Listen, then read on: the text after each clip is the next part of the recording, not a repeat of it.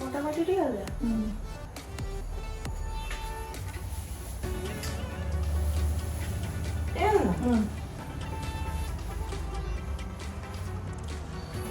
কালকে গণেশ চতুর্থী, আমাদের বাড়িতে গণেশের পুজো হয় প্রত্যেক বাড়ি।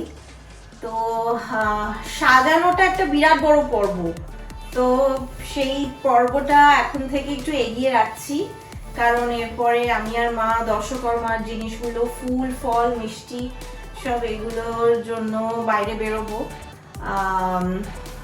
ইচ্ছে আছে একটু নিজে হাতে মোদক তৈরি করব এই বছর, তো তাই জন্য একটু তাড়াহুড়ো করে কাজটা শেষ করে তারপরে বেরোবো। মাকেও ডেকেছি তাই জন্য।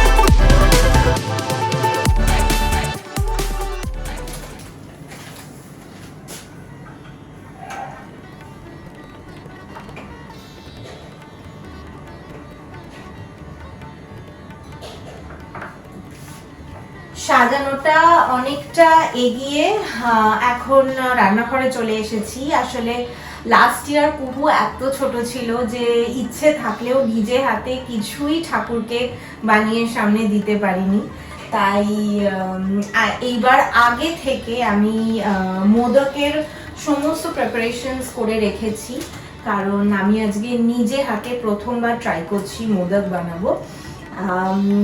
দেখতে থাকো।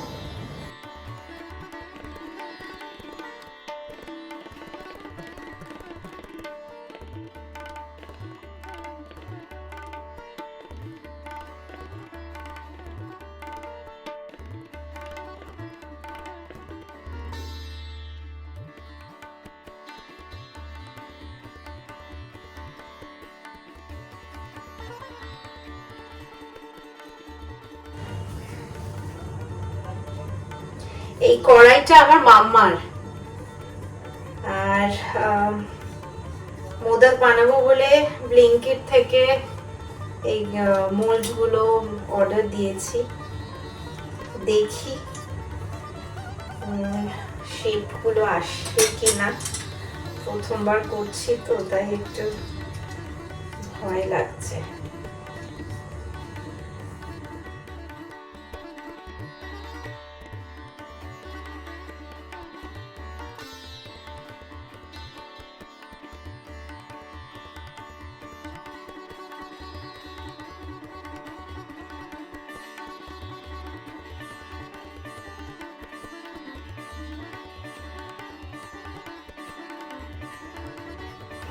একটু ড্রাই ফ্রুটস দিয়ে দিলাম।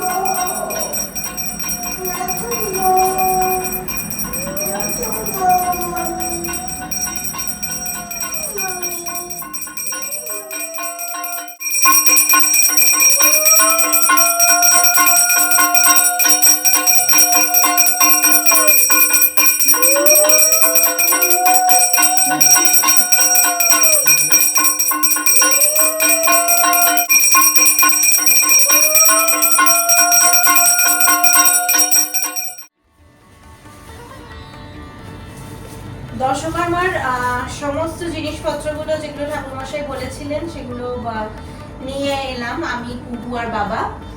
আর এদিকে মা সব ঠাকুরের বাসনপত্রগুলো ধুয়ে সব পরিষ্কার করে রেখে দিয়েছে। এই দিকটা এখনো একটু ডেকোরেশনের কাজ বাকি আছে, কারণ এটা ভীষণ উঁচুতে। দীপন অফিস থেকে না ফিরলে এই ব্যাকড্রপের সেকশনটা এখনো আমরা এখন করে উঠতে পারিনি, এটা বাকি আছে। আর কালকে ঠাকুরমশাই টাইম দিয়েছেন সকাল 11টা 11:30টার সময়, তো তার আগে আমি আর মা একটু সমস্ত কিছু কাজ এগিয়ে রাখবো, একটু গুছিয়ে গাছিয়ে রাখবো।